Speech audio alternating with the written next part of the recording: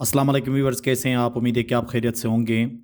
हम रोज़मर्रा ज़िंदगी में उर्दू ज़बान में ऐसे जुमले इस्तेमाल करते हैं जैसे कि अंग्रेज़ी सीखने के हिसाब से ये किताब मुफीद है, दौलत के हिसाब से वो गरीब है, कहानी के हिसाब से ये फ़िल्म अच्छी है, पढ़ाई के मामले में वो बहुत तेज़ है।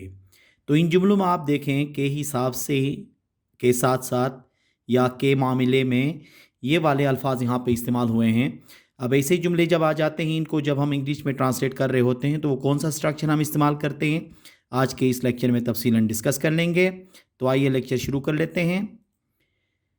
देखिए, के हिसाब से या के मामले में कहने के लिए इंग्लिश में हम इन टर्म्स ऑफ का इस्तेमाल करते हैं। इन टर्म्स ऑफ किसके लिए इस्तेमाल करते हैं? के हिसाब से या के मामले में। अब इसका जो फार्मूला बनेगा कुछ इस तरह से मिलेगा। देखें, इन टर्म्स ऑफ के बाद हम वर्ब अगर इस्तेमाल करें तो फोर्थ फॉर्म, अगर नाउन इस्तेमाल करें तो यहाँ पे नाउन लगाएंगे और उसके बाद क्या होगा, सेंटेंस यहाँ पे इस्तेमाल होगा। अब इसके मुख्तलिफ एग्जाम्पल देखें। अंग्रेज़ी सीखने के हिसाब से ये किताब मुफीद है। अंग्रेज़ी सीखने के हिसाब से ये किताब मुफीद है। In terms of learning English this book is useful. In terms of learning English this book is useful.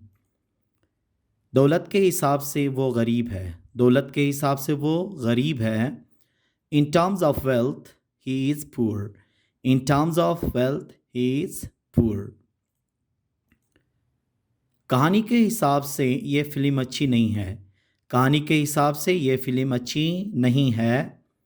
In terms of story this movie is not good.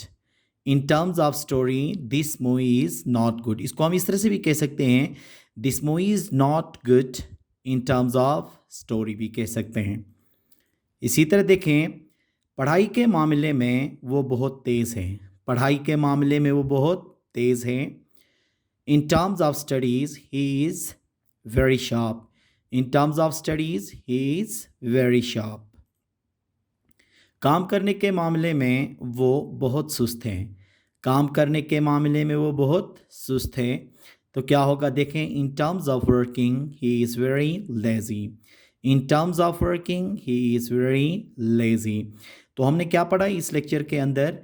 इस लेक्चर में हमने ये पढ़ा कि ऐसे टर्म जिसमें के हिसाब से या के मामले के लिए जो लफ्ज़ इस्तेमाल होगा अंग्रेज़ी में, वो क्या इस्तेमाल होगा? इन टर्म्स ऑफ का इस्तेमाल होगा। तो इसके ज़रिए आप ऐसे जो जुमले आएंगे इनको अंग्रेज़ी में आसानी से ट्रांसलेट कर सकते हैं।